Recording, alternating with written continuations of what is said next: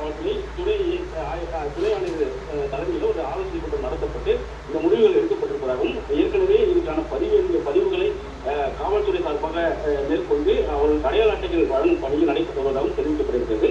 அதே போல கிளாம்பாக்கத்தில் பேருந்து நிலையத்தில் வெளிப்புறம் சமூகம் நடைபெற்ற இடத்துல ஆட்டோ ஓட்டுநரின் விவரங்கள் அடங்கிய ஒரு பலகை ஒன்று போக்குவரத்து காவல்துறை சார்பாக வைக்கப்பட்டிருக்கிறது. அதில் இந்த விவரங்கள் அனைத்துமே இந்த நேரத்தில் எந்த ஆட்டோ ஓட்டுநர் வந்துட்டு ஆட்டோ ஓட்டுவதற்காக காத்திருக்கிறார், அவருடைய பெயர் என்ன, தொடர்பு எண் என்ன, அதேபோல் காவல்துறை உதவி என்பதும் அந்த பலகையில் இருக்குமாறு அந்த பலகை வைக்கப்பட்டிருப்பதாகவும் தெரிவிக்கப்பட்டிருக்கிறது.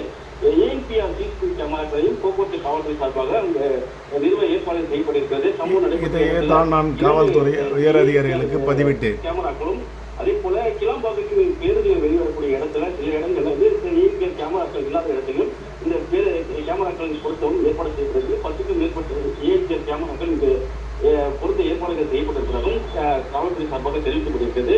போக்குவரத்து காவல்துறையினர் மற்றும் சட்ட ஒழுங்கு காவல்துறையினர் அந்த பகுதியில் கூடுதலாக சுழற்சி முறையில பாதுகாப்பு பணியில் ஈடுபடவும் அறிவுறுத்தல் வழங்கப்பட்டிருக்கிறது.